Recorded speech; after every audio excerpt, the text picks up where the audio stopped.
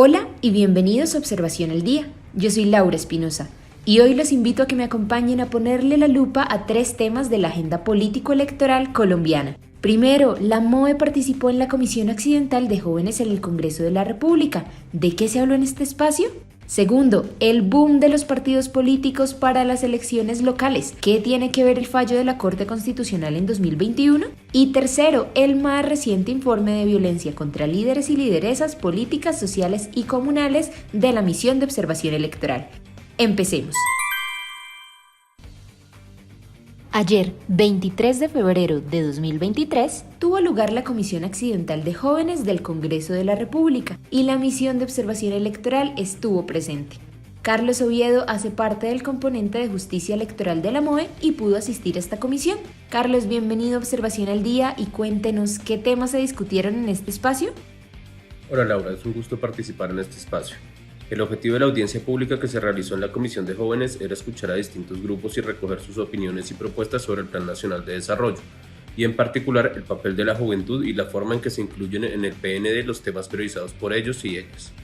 Estos temas son variados, pero en actividades anteriores de la Comisión se definieron como prioridades de la juventud la educación, factores de violencia que afectan a la juventud y a sus comunidades, empleo y salud mental. Carlos, ¿y qué otros temas fueron destacados en la audiencia? ¿Cuáles fueron los sectores que participaron? Además de los temas que ya se habían definido en la comisión, se habló de participación política, particularmente el proceso que se llevó a cabo para recoger las opiniones y comentarios de los jóvenes en las audiencias del Plan Nacional de Desarrollo, y las competencias de los consejos de juventud, como en general las instancias de participación de los jóvenes son unos espacios en donde ellos y ellas tienen voz pero no voto. Hubo muchas críticas a la Ley 30, la Ley de Educación Universitaria. También se discutió un poco sobre la reforma política y en particular hubo varias discusiones sobre lo que se incluyó en las bases del plan, pero que no está bien desarrollado en el articulado de la ley. En la reunión estuvieron presentes consejeros de juventud, representantes estudiantiles, jóvenes sindicalistas, representantes de organizaciones de base, juventudes de partidos políticos, organizaciones feministas, jóvenes de grupos étnicos, entre otros. También es importante resaltar que cerca de la mitad de los participantes venían de diferentes regiones del país.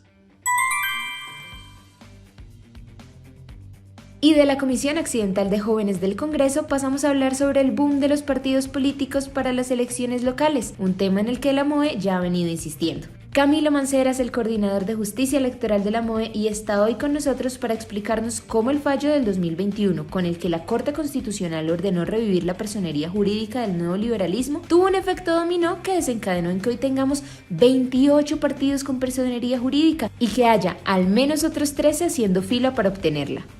Hola Laura, muchas gracias por la invitación.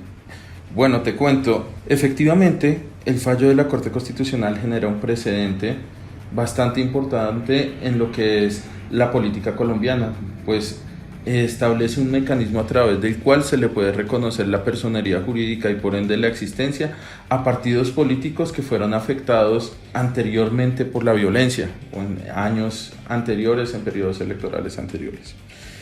Esto proviene de un fallo que inicialmente dio el Consejo de Estado frente a la personería jurídica de la Unión Patriótica, de la UP.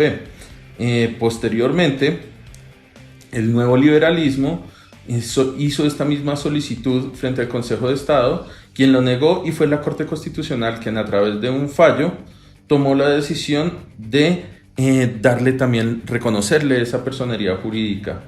Los argumentos que normalmente se plantean acá es el tema de la violencia y cómo la violencia se convirtió en un obstáculo para poder obtener o mantener una personería jurídica. En ese sentido, desde ahí se establecieron unos criterios que debían tenerse en cuenta.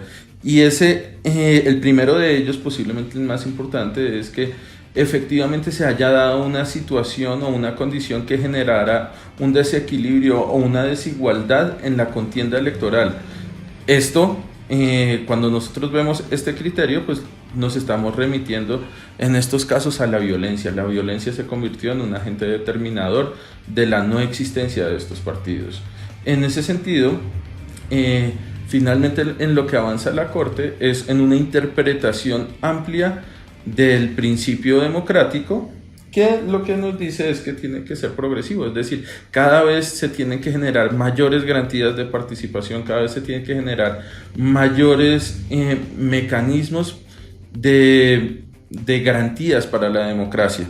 Entonces, a través de este fallo es que se abren las puertas para que no solo estos dos partidos obtengan la personería jurídica, sino que en adelante el Consejo Nacional Electoral no mire de manera tan restrictiva los requisitos que se requieren para las personerías jurídicas, sino que asimismo tenga una interpretación un poco más amplia que permita la participación y la existencia de estas agrupaciones políticas que fueron afectadas por un fenómeno de violencia que se presenta en Colombia.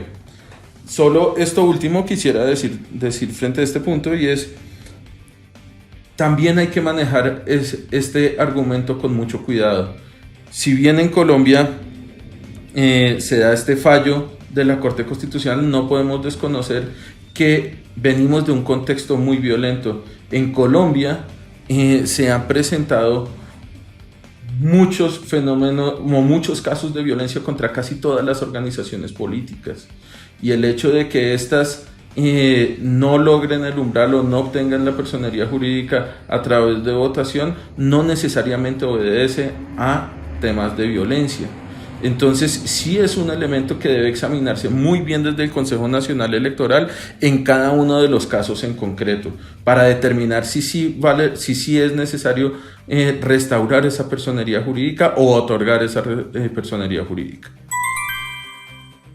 Y finalizamos hablando del más reciente informe de violencia contra líderes y lideresas políticas, sociales y comunales, que ya pueden encontrar en nuestro sitio web.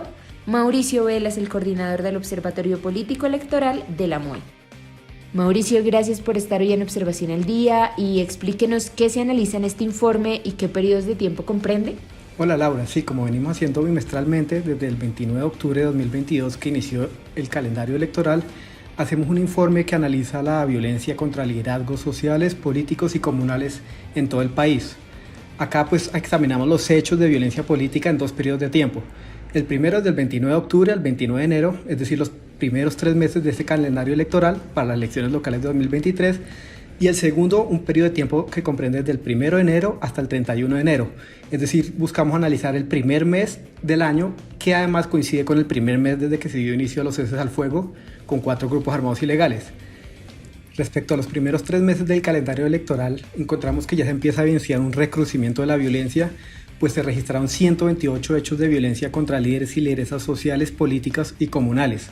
Esto representa un incremento del 94% respecto al año 2019, es decir, las elecciones locales de ese año, en que se habían presentado 66 hechos.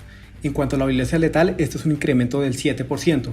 Y los departamentos más afectados que encontramos en estos 3 primeros meses son Santander, Cauca, Bogotá, Antioquia y Nariño. Como usted lo mencionaba, el informe analiza la violencia a partir del 1 de enero del 2023, día en el que iniciaron los ceses al fuego bilaterales con 4 grupos armados ilegales. ¿Qué evidenció la MOE en términos de hechos de violencia tanto contra liderazgos sociales, políticos y comunales, como en el número de acciones armadas y amedrentamientos por parte de los grupos armados ilegales en este primer mes del año? Sí, correcto. Analizamos esa violencia en ese primer mes del cese al fuego, y en este primer mes encontramos una reacción de los hechos de violencia para liderazgos sociales, políticos y comunales, ya que hubo una reducción del 16.7% respecto al 2019, al registrarse 35 hechos de violencia política. Respecto a las acciones armadas y amedrentamientos, encontramos 52 hechos de acciones armadas, lo que implica también una reducción en un 33%, pero lastimosamente los amedrentamientos se incrementaron en un 74% al registrar un total de 54 hechos. Este incremento de los amedrentamientos pues muestra que los cese al fuego no ha representado un debilitamiento del control social que ejercen estos grupos armados ilegales en varias regiones del país. En particular es preocupante la situación aún de violencia en Antioquia, Arauca, Atlántico, Bolívar, Cauca, Magdalena, Nariño, Norte Santander y Valle del Cauca. Y para cerrar, Mauricio, ¿cuáles son las recomendaciones que la MOE plantea a las autoridades del orden nacional y a las autoridades departamentales en este informe? Sí, en este capítulo señalamos una serie de recomendaciones de cara a las elecciones de 2023. Estas recomendaciones van dirigidas para la toma de acciones para garantizar la seguridad y protección de la vida de las personas que por medios democráticos buscarán influir en las decisiones que afectan a sus comunidades. Entre ellas pues hacemos un énfasis en que se continúe con el esfuerzo que viene realizando el Ministerio del Interior y el Consejo Nacional Electoral con la realización de las comisiones de seguimiento tanto nacionales, departamentales como municipales. También instamos al CNE a que expida una resolución que complemente el protocolo de prevención y atención de la violencia política contra la mujer. Tercero, a continuar avanzando con los principios de enfoque diferencial. Y además recalcamos la necesidad de establecer canales de comunicación y un diálogo constante entre las autoridades y los partidos políticos para que así existan unas rutas establecidas al momento de presentarse hechos de violencia contra candidatos o candidatas. También se hace una serie de recomendaciones de cara a la política de paz total con un enfoque electoral. Enfatizamos en que se debe fortalecer la articulación de gobiernos nacionales y los gobiernos departamentales y municipales para prevenir esta violencia política. Instar a las autoridades a que impidan la entrada de recursos ilegales a las campañas electorales, establecer una diferenciación de los grupos armados ilegales que entran en negociaciones, clarificando especialmente la definición de estructuras armadas organizadas de crimen de alto impacto, también en priorizar la definición de los protocolos y mecanismos de verificación del cese al fuego y finalmente impedir cualquier involucramiento de los grupos armados ilegales con la política electoral. Por hoy se nos acaba el tiempo en Observación al Día, pero el próximo viernes vendremos con un nuevo episodio y por supuesto seguiremos poniéndole la lupa a todos los temas de la agenda político-electoral colombiana. Misión de Observación Electoral: hombres y mujeres al servicio de la democracia y de unas elecciones locales libres de violencia. El que tu voto pretende usar de mala manera, seguro que no te quiere, por eso no te respeta. Pon el ojo, pon tu oído en aquellos que trampean y denuncia para que pronto la ley su juego detenga.